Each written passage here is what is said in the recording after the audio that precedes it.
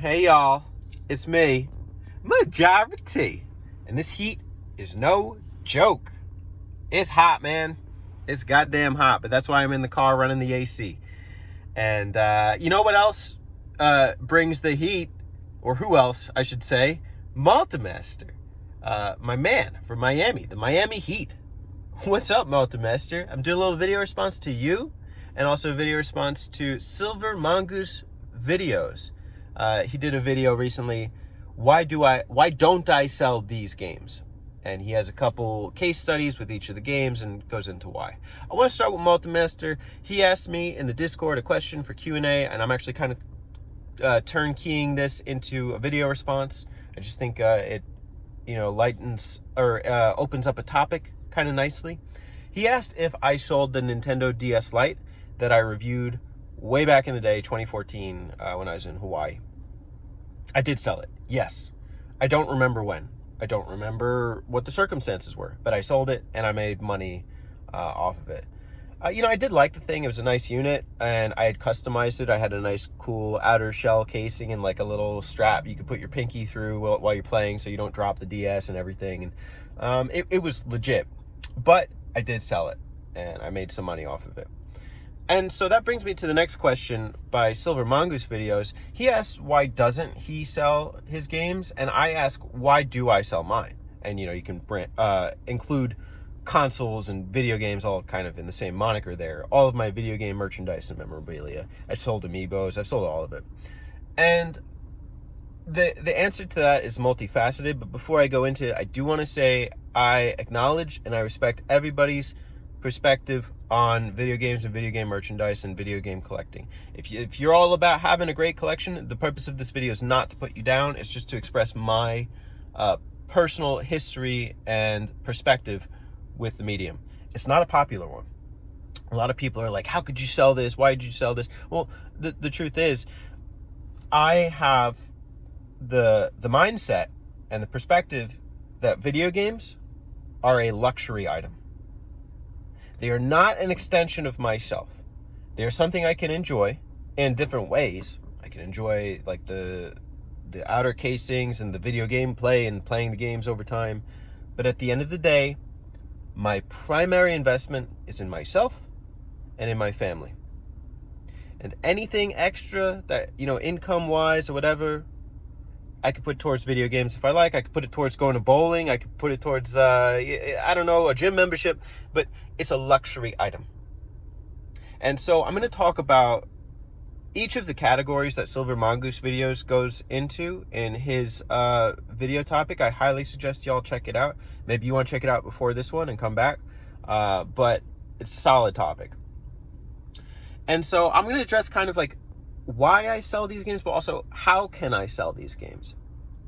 And another footnote is, throughout my life, this is being a little more personal, by the way, I've been in a state of financial hardship throughout most of it. And my perspective on what constitutes financial hardship is when you live in debt. And I've hated living in debt. I felt like it was a path that was kind of cultivated for me, and at the age of 18, I didn't really decide that for myself. 17 even. But it's one that I was brought into, and it's one that I have to take responsibility for and, clean up myself. And I've done a damn good job of that. And a lot of that has even been selling video games to get to the point where I'm at now, and financial literacy. So if you ever want to talk about that stuff, we could talk about that. Hit me up in Discord or whatever. But let's talk about the games. The first category that Silver Mongoose goes into is games that have become obsolete. And he uses, as an example, Splatoon. To be honest, I don't really have many games. I did own Monster Hunter Tri on the Wii, which I know you could play, and you could get a single player experience out of it, but it's just not the same way it was intended to be played. You could say a lot of the same things about like these online games. I remember I own Knights. That's probably the only example of a game that I have where like there was an online functionality. I don't even know if it was useful then, but that function is mostly obsolete. The game is still cool. To be honest, I probably wouldn't even sell those games because they're really just like not worth much. I would trade them to a video game store.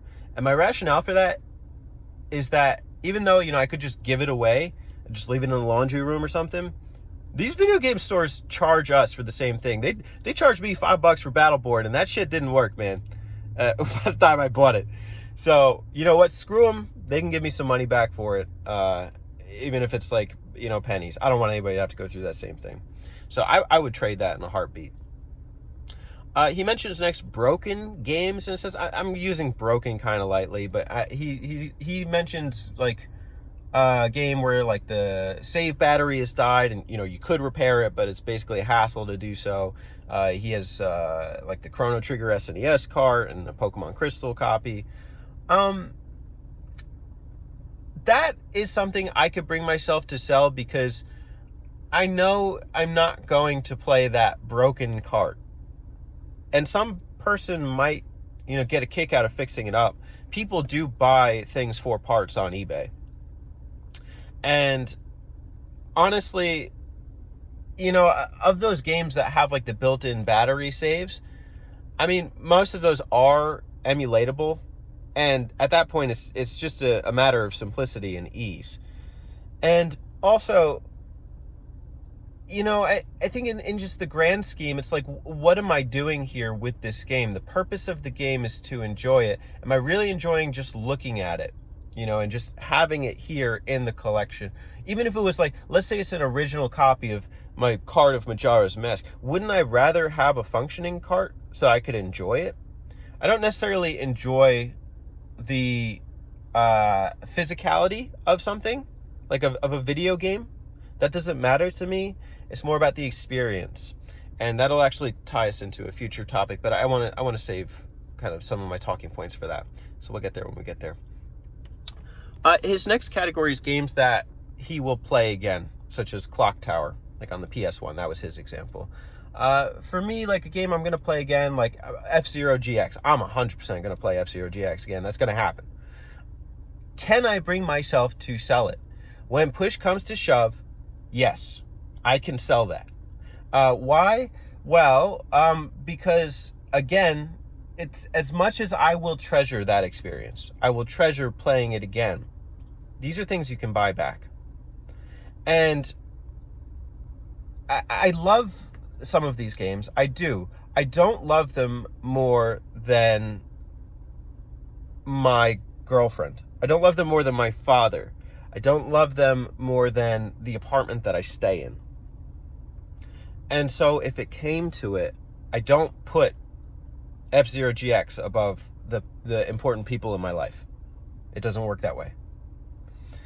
So I could bring myself to sell some of those classics that are really mainstays to me.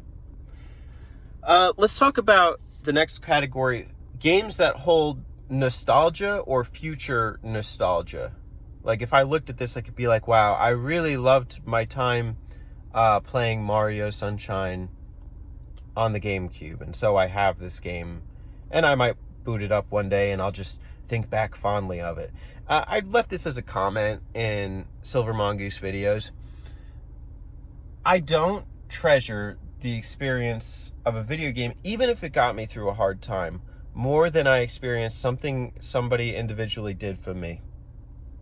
Now, if a game was gifted, that's actually a little different, because I do find it harder to sell a game that somebody gave me as a gift, because I attribute some kind of memory to them and thinking about them caring about me.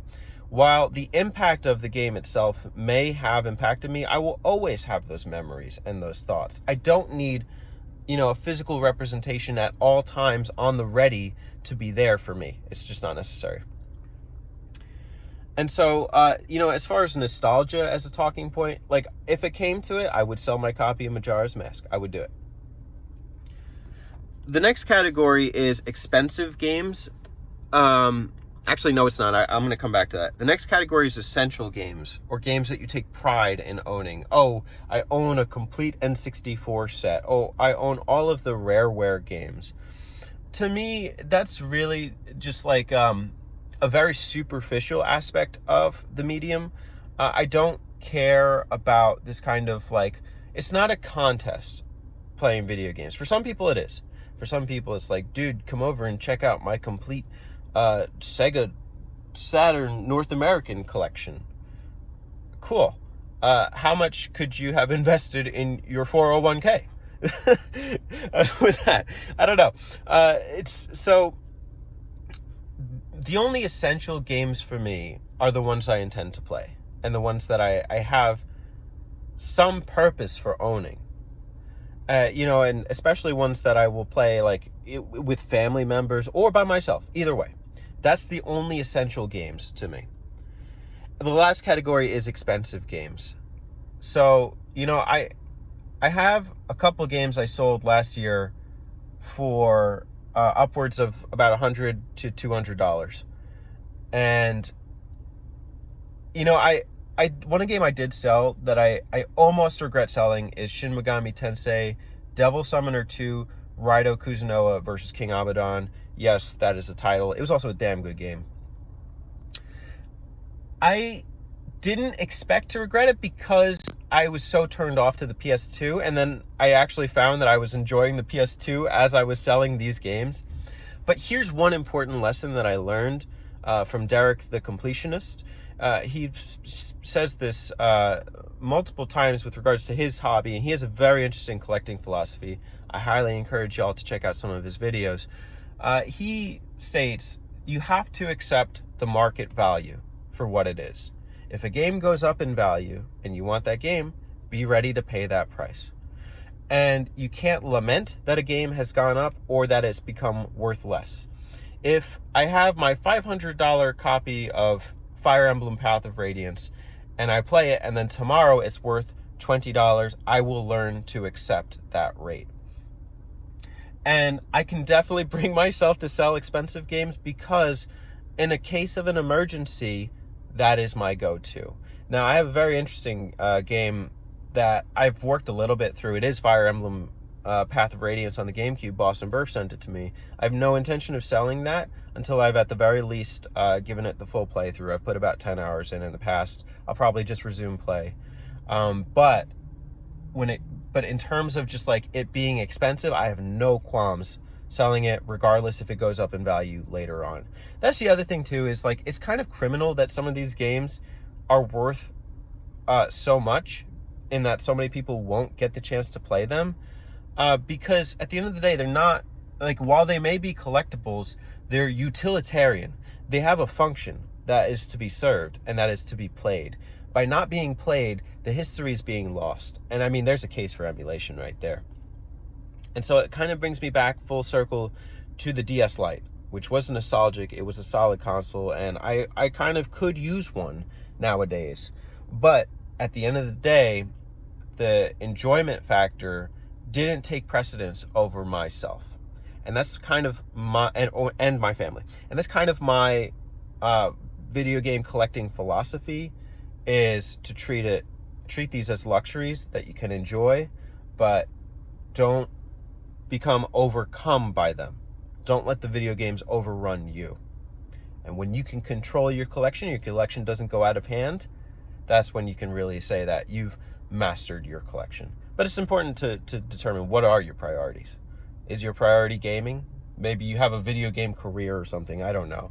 I do videos on YouTube and I do them about games, but I'm also not, how should we say, tied down by my games. What is your video game selling and collecting philosophy? I'd love to know. Video responses are welcome. And be sure to check out the aforementioned channels. They're all great. So thanks. I'll catch you later.